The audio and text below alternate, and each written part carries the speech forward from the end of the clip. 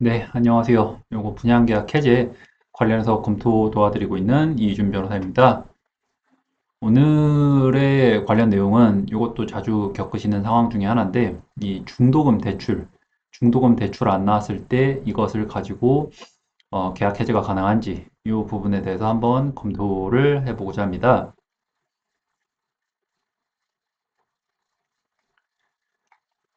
통상 분양계약을 체결을 할 때 이제 분양 상담사한테 많이 들으시는 내용은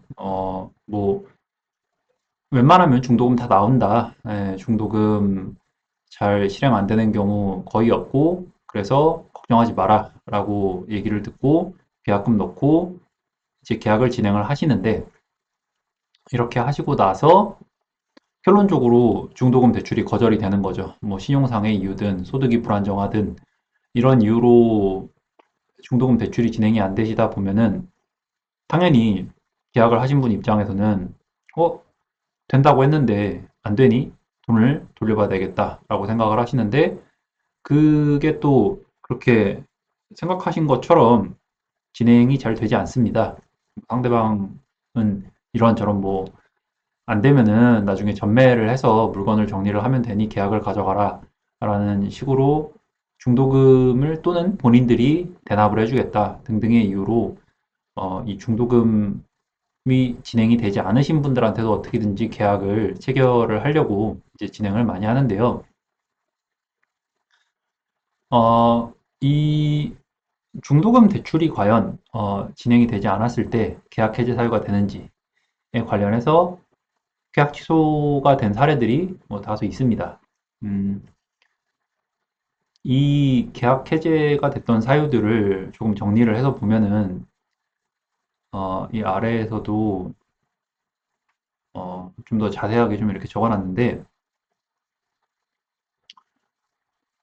이 계약 해제의 전제 조건이 있습니다. 중도금 대출이 실행이 안 됐을 경우에 가장 중요한 건 본인이 중도금이 대출이 받기 어려운 상황에 대해서 구체적으로 알렸고 그럼에도 불구하고 상대방이 나온다. 이건 무조건 나오는 거고 그래서 어, 뭐 안 나오면 자기가 환불해 주겠다. 심지어 뭐 이런 식으로 이제 약정을 하는 경우도 있는데 뭐 구두 약정이긴 해도 이렇게까지 어떤 적극적인 계약 체결을 유인을 하는 행위가 있었고 이러한 내용이 계약의 중요한 내용이 되어서 또는 이러한 내용에 대해서 이 계약의 중요 내용 중 하나인 이 자금을 지급하는 방식에 대해서 기망 또는 착오가 있었다라고 하면은 이제 그 정도가 되면은 이제 계약을 해제를 또는 취소를 인정을 해주는 그런 경우라고 공통적으로 좀 볼 수 있겠습니다. 아까 말씀드렸던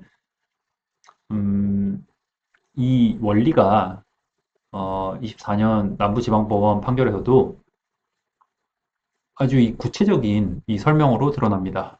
이 원고는 코로나 수입 이후에 음, 코로나 이후에 이제 수입이 적고 프리랜서 요가 강사다 보니까 현금을 받아서 수입 증명이 이제 어렵다라는 내용을 이미 얘기를 했음에도 불구하고 그리고 이러한 내용을 얘기를 한 사실을 아주 상세하게 입증을 이제 했음에도 불구하고 분양 담당자의 이제 이야기로 계약이 체결이 됐던 경우 그리고 이를 이러한 전반적인 사정을 입증을 할 수 있었던 경우 계약 취소를 인정을 해줬던 사례가 있고 또한 이 사례가 꽤 유명한데 서울중앙지방법원에서 이 목회자분이 주차장 경비원으로 일을 하면서 본인이 소득이 적고 그래서 뭐 고령이고 이렇기 때문에 중도금 대출이 안 나오는 거 아니냐라는 이야기에 이제 계속 나온다. 아무라도 이건 나올 수 있는 거다라는 설명을 해서 계약을 체결을 했다가 이거를 계약을 취소를 해줬던 사례가 있습니다.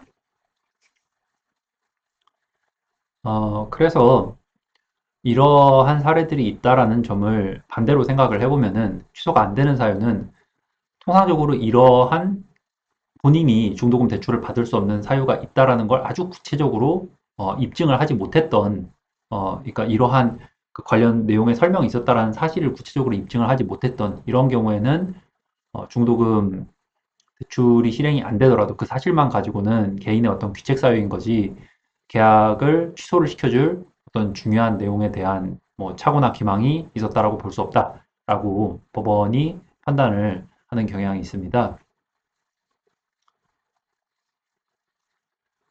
그래서 이 계약 취소, 분양계약 취소 관련해서 중요하게 좀 보셔야 되는 부분은 소득 증명이 어렵다. 뭐 현금이 됐든 소득 자체가 적든 그래서 이런 부분을 분양대행사한테 또는 그 계약을 체결을 했던 업체한테 알렸다.